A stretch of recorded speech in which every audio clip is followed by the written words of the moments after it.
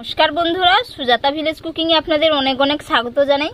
আজকে আমি আপনাদের কাছে সম্পূর্ণ একটা ইউনিক রেসিপি নিয়ে এসেছি। আপনারা বাড়িতে কিভাবে যেই কড়াইতে তরকারি রান্না করেন সেই কড়াইতে খুব সুন্দরভাবে লাল লাল মিষ্টি দই, কাটারি মার্কা দই বাড়িতে বানাবেন, সেই রেসিপি আজ আমি আপনাদের শেয়ার করব।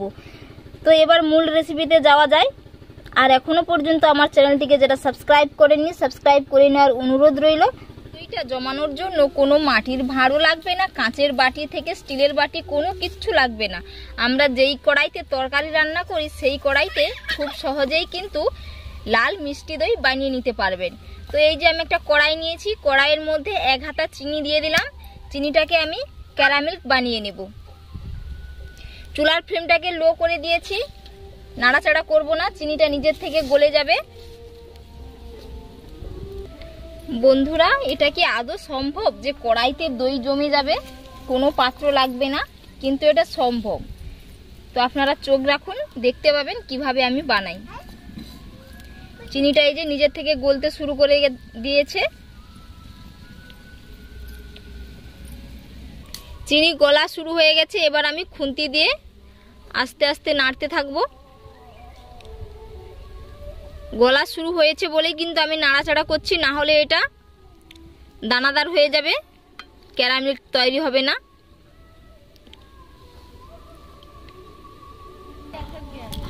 চিনিটা পুরো গলে গেছে। এই যে এই কালারটা খুব সুন্দর একটা মিষ্টি কালার চলে এসছে। এর থেকে আমি বেশি করে কিন্তু পোড়াবো না, পোড়ালে এটা তেতো লাগবে।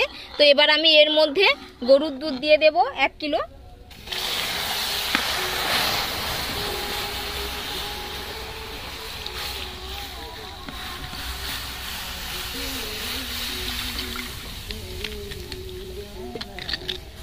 এই যে দানাদার হয়ে গেছে, এটা কিন্তু গলে যাবে, জাল দিতে দিতে এটা গলে যাবে, ভয়ের কোনো কারণ নেই। ক্যারামেলটা পুরো গলে গেছে, হাতাতে আর লেগে নেই এবং কড়াইয়ের তলাতেও আর নেই।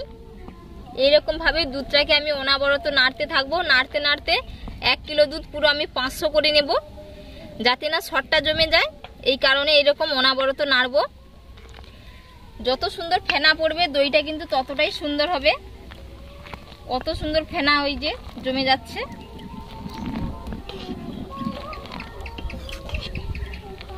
বন্ধুরা, দই জমানোর জন্য কিন্তু টক দইয়ের দরকার হয়। এদিকে আমি টক দইটা একটা স্ট্রেনারের দ্বারা জলটা ঝরানোর জন্য রেখে দিয়েছি।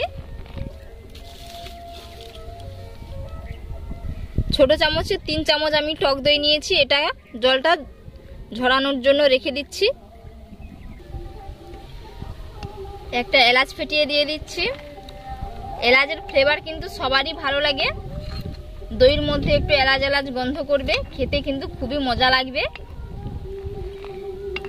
দই বানানোর জন্য আপনারা কিন্তু গরুর দুধ বা বাজার থেকে যে ফুল ক্রিম দুধটা পাওয়া যায় ওই দুধটা কিনে এনে দই বানাবেন, দিলে কিন্তু খুব সুন্দরভাবে দইটা জমবে। দুধটা জাল দিয়ে দিয়ে অনেকটা ঘন হয়ে এসছে। কত সুন্দর ফেনা জমেছে দেখুন। ফেনা ফেনা থাকলে দইটা দেখতে ভালো দেখায়।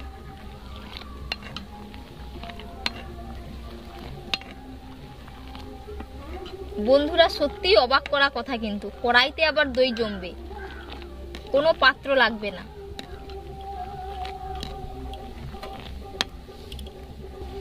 জাল দিয়ে দিয়ে দুধটা অনেকটা ঘন করে নিয়েছি। পুরো পাক্কা 10 মিনিট আমি জাল দিয়েছি।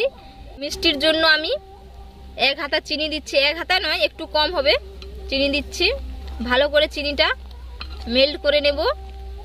আরও আমি 3 থেকে 4 মিনিট ভালো করে জাল দিয়ে নেব। চিনিটা মেল্ট হয়ে গেলে আমি নামিয়ে নেব। কালারটা যা এসছে না, পুরো পারফেক্ট কালার এসছে। মিষ্টি দই খাবো, একটু লালচে না হলে কি ভালো লাগে খেতে? দেখেই তো খেতে ইচ্ছে করবে কালারটা দেখে।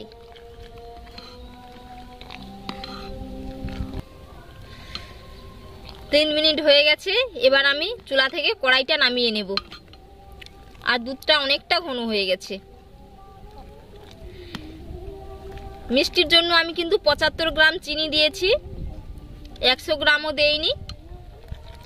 এটা খুবই মিষ্টি হয়ে যাবে 75 গ্রাম চিনি। যেহেতু দুধে জল নেই, আবার দুধটা জাল দিয়ে দিয়ে আমি পুরো 500 গ্রাম করে নিয়েছি 1 লিটার দুধ।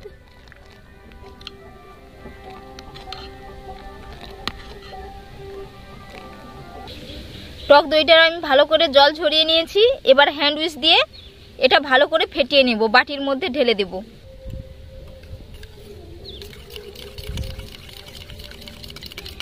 এইভাবে 1.5 থেকে 2 মিনিট ভালো করে ফেটিয়ে নেব।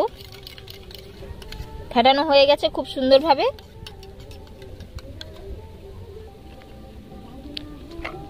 এইভাবে অনবরত নাড়তে নাড়তে দুধটা আমি ঠান্ডা করে নেব। এই অবস্থায় ছেড়ে দিলে কিন্তু এটা সরটা জমে যাবে, এইভাবে নাড়তে হবে।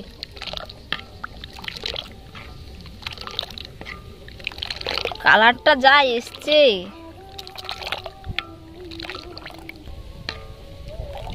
এবার দেখে নেব।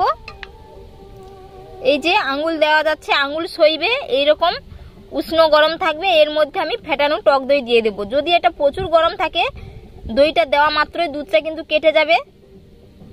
টক দই দেওয়ার ফলে দুধ কিন্তু কেটে যাবে। 1 হাতা দুধ বের করে নেব।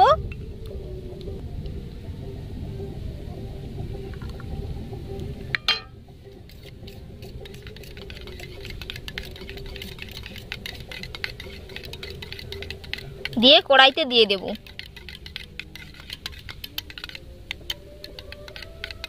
এবার আমি কড়াইতে দিয়ে দিচ্ছি।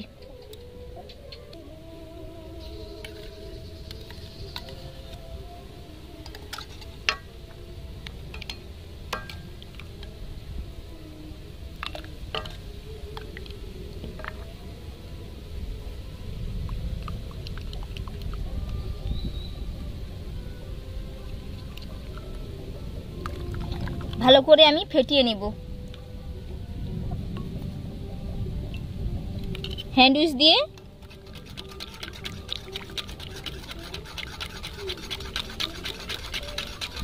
টক দই দেওয়ার ফলে দুধটা কিন্তু কেটে যায়নি, কারণ দুধটা উষ্ণ গরম ছিল। এর মধ্যে আমি কিন্তু টক দই দিয়েছি। দই জমানোর জন্য কিন্তু টক দই মাস্টলি দিতে হবে। টক দই না দিলে দই কিন্তু জমবে না।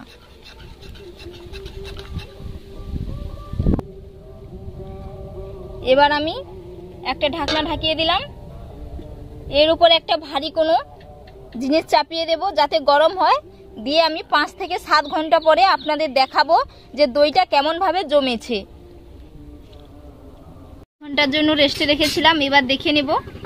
যেই কড়াইতে রান্না করা হয় সেই কড়াইতে কিন্তু দই জমে গেছে। এই যে দেখুন,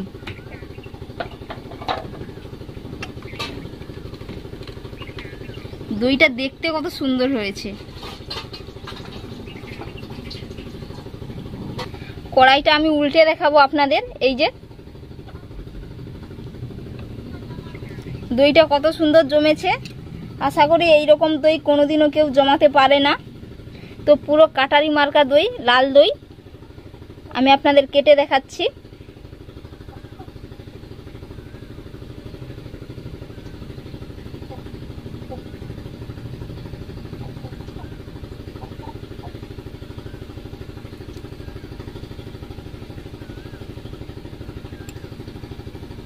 এইরকম দই বানানোর টিপস কেউ কোনোদিন আপনাদের শেয়ার করবে না।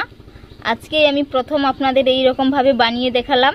তো বন্ধুরা, আজকের রেসিপি আপনাদের কেমন লাগলো অবশ্যই আপনারা কিন্তু কমেন্টে জানাবেন এবং বাড়িতে একবার এইরকম ভাবে বানিয়ে খাবেন।